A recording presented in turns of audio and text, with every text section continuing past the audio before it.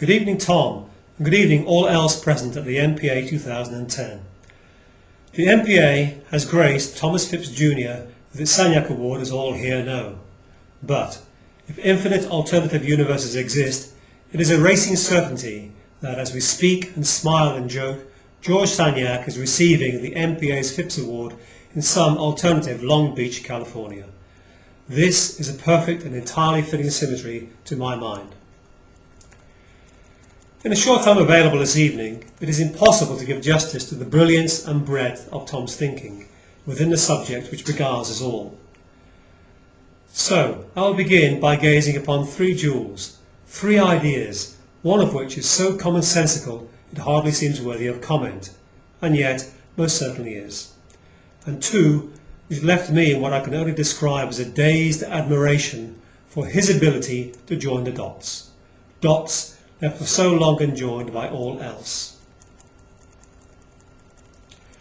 The first jewel is Tom's notion of the covering theory, so entirely sensible, so humdrum, and yet so significant and so radically different from Kuhn's paradigm shift. It is this idea which has provided the foundation upon which so much else of his work stands. The second jewel, which shines ever brightly for me, concerns the Hertz formulation of the equations of electromagnetism. You will remember that the Hertz formulation is arrived at by merely replacing every partial time derivative within Maxwell's equations by a total time derivative. This simple formal change renders the equations of electromagnetism Galilean invariant, a point of huge significance. But it requires an interpretation of the convective velocity so introduced. To cut a long story short, Hertz's interpretation failed in the lab, and the rest, mostly, is history. Whilst others have tried to make sense of the Hertz formulation, it is, for me, Tom's take which has the ring of absolute common sense truth about it. In Maxwell's formulation, the charge comprising the detector must be stationary in the lab frame. Fine so far as it goes. This allowed a simplicity of description.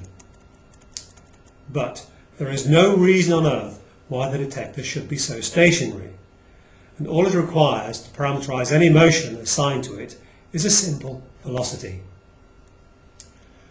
Why not Hertz convective velocity? Asked Tom. So simple, and yet so penetrating, so significant, and so perfect.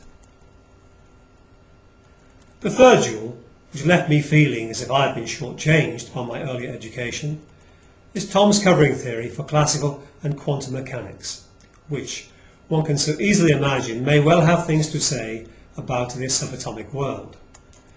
The fact that Bohr's correspondence principle is in reality no such thing had entirely escaped me as a young man. But not Tom Phipps, who saw in Bohr's principle an opportunity for the greater improvement of theoretical mechanics. And the definitive model for Tom's modus operandi in matters of this kind is, of course, Poe's purloined letter. There are many other things I could mention, as you will know. But let me move on by asking, what has driven this man's science? And, of equal importance, whence came his ability to express it with such eloquence in the written word? I don't suppose for a moment that Tom has heroes, at least, and barring his father, not in science. It is certain that his love of science was learned at his father's knee, and his lab skills also. Who amongst us would not have wished for such a father? Most of us take our attitudes from our parents, either directly or in strongly opposed reaction. I rather fancy that Tom was not in opposition to his father, and so we can easily imagine how his acute ability to ask the penetrating forensic question, which so frequently has revealed the nonsense of a conventional position, came directly from this father. Now, it is one thing to have smart ideas, but it is another thing entirely to bring others to read those ideas, and further, to think about them. The very best communicators of science succeed by weaving a narrative around the ideas concerned, and it is the narrative which draws us in. Tom Phipps's ability to weave the story around the science which draws us in with his dazzling prose, bears comparison with the very best. It is of the very best.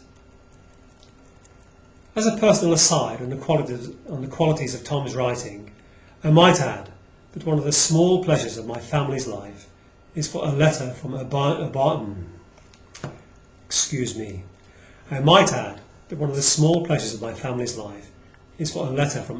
Illinois, to arrive at our home. Whether to myself, my wife Priscilla, or William, our youngest son, for whom Tom has been a diligent, if far away, godfather, the words of this letter will never fail to warm our hearts, will never fail to put a smile on our faces, and will never fail to persuade us over again that the civilized world continues to exist in Illinois. But whence comes this ability to pen such fine words? In the first instance, of course, we may infer that Dr. Phipps must be a remarkably well-read man. But few of us arrive in such a state of grace by our own efforts alone, by which I mean that a love of literature, such an important element of the rounded life, must be nurtured. And is it reasonable to infer that this nurturing angel was Tom's mother, I wonder? I think so, with father cheering in the wings. So, according to my inferences, whilst we may thank Tom's father for nurturing Tom's love of the scientific quest, it is to Tom's mother we must offer thanks for his ability to render the writing of that quest as a truly epic tale, with its heroes and villains, its pitfalls and hidden treasures. The purloined letter comes to mind again. Wonderful.